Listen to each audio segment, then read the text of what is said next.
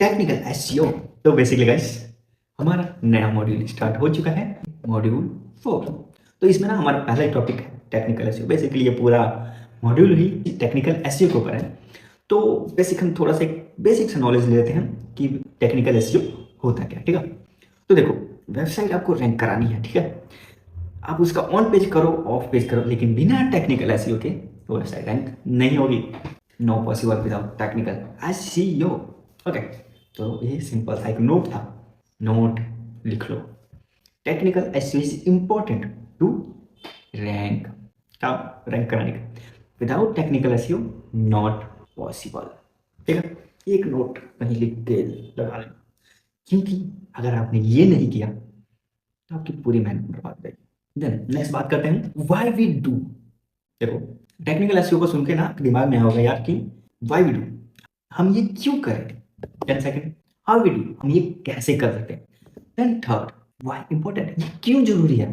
तो देखो, जब आप अपनी वेबसाइट को डिजाइन करते हो, देन उसके बाद एसईओ करते हो, टेक्निकल एसईओ की बात नहीं कर रहा, ओनली टेक्निकल छोड़ के बाकी सब जो भी आप सेक्शन वो करते हो, तो क्या होगा, आपकी वेबसाइट इंडेक्स नहीं होगी। इंडेक्स होगी, अगर इंडेक्स इंडेक्स भी हो जाएगी तो अच्छे से इंडेक्स नहीं होगी। जो पेजेस इंपॉर्टेंट है वही इंडेक्स नहीं होगी, अच्छे से क्रॉल नहीं होगी, तो डाटा भी अच्छे से सेव नहीं होगा डाटाबेस में, सर्च इंजन के, तो रैंक नहीं होगी। सिंपल सी बात, ठीक है।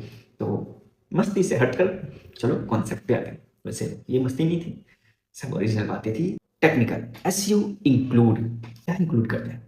बेसिकली टेक्निकल एसईओ में होता क्या क्या है। फर्स्ट, जो सबसे इंपॉर्टेंट है, क्रॉलिंग।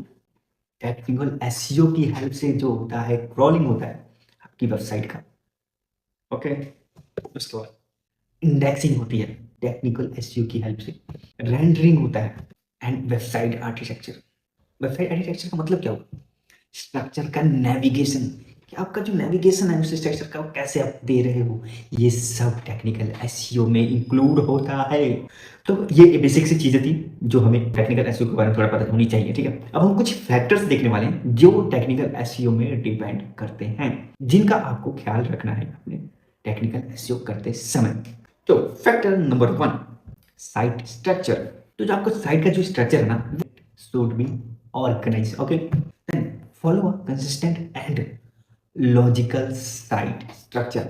अब यार ऐसा ना हो कि आपकी वेबसाइट में कोई विजिट कर रहा है, उसको कोई कंसिस्टेंसी नहीं मिले, मतलब यार अचानक से कुछ कुछ और ही पता चले, वेबसाइट किसी और चीज़ से शुरू हो रही है, कुछ आगे चल जाते कुछ और पता चल जाए, कुछ और हो जाए।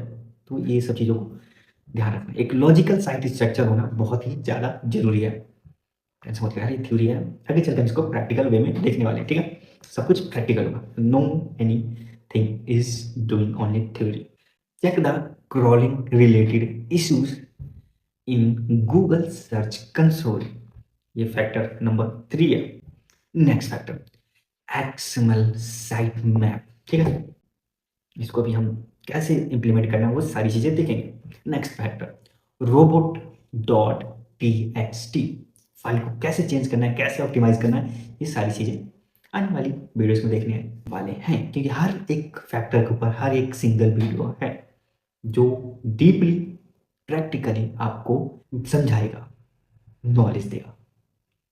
मोबाइल फ्रेंडलीनेस, मोबाइल फ्रेंडलीनेस, कि आप कैसे अपने वेबसाइट को मोबाइल फ्रेंडलीनेस बना सकते हो।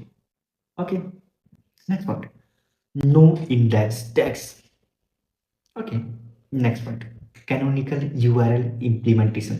आप ये मत समझना यार मैं बस कुछ चीज़ें बता रहा हूँ थ्योरी, आप ये प्रैक्टिकल करो यार। अगर आपको पता ही नहीं आगे क्या होने वाला है, ऐसे टेक्निकल एसईओ में होता है क्या है, तो क्या करोगे। मैं टेक्निकल एसईओ बोल के टेक्निकल एसईओ बता दूँ, उसके बाद हर एक वीडियो का ला के दे दूँ, हाँ ये है रोबोट टीएक्सटी फाइल, ये है वेबसाइट स्पीड कैसे चेक करते हैं, एक्सएमएल एसएसएल सर्टिफिकेट क्या होता है, robot TXT sorry mobile friendliness कैसे करते हैं, तो आपको पता कैसे लगेगा कौन से स्टेप कैसे लेने हैं।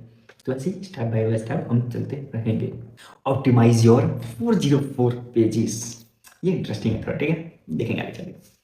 ऐड एसएसएल सर्टिफिकेट, जो कि बहुत ही जरूरी है एसईओ प्रोस्पेक्टिव से आपके वेबसाइट के लिए। वेबसाइट स्पीड बहुत इंपॉर्टेंट, क्योंकि अगर आपकी वेबसाइट को कोई विजिट करता है और आपकी वेबसाइट ही लोड ना हो, 7 to 8 second maximum, 3 to 4 second सही रहता है, ठीक है। 7 to 8 सेकंड मान लो, 9 सेकंड मान लो, उससे भी लेट होगी ना तो यूजर तो पतली घड़ी पकड़ के रिटर्न हो जाएगा।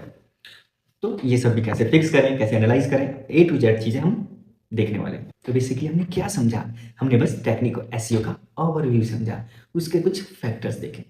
तो आज के लिए इतना ही, मिलते हैं नेक्स्ट वीडियो में जहाँ पे हम हर एक फैक्टर्स को 1 by 1 एक्सप्लेन करेंगे, लेकिन उससे पहले देखने वाले हैं कि जो टेक्निकल एसईओ वो वर्क कैसे करता है। So don't wait, check out next video.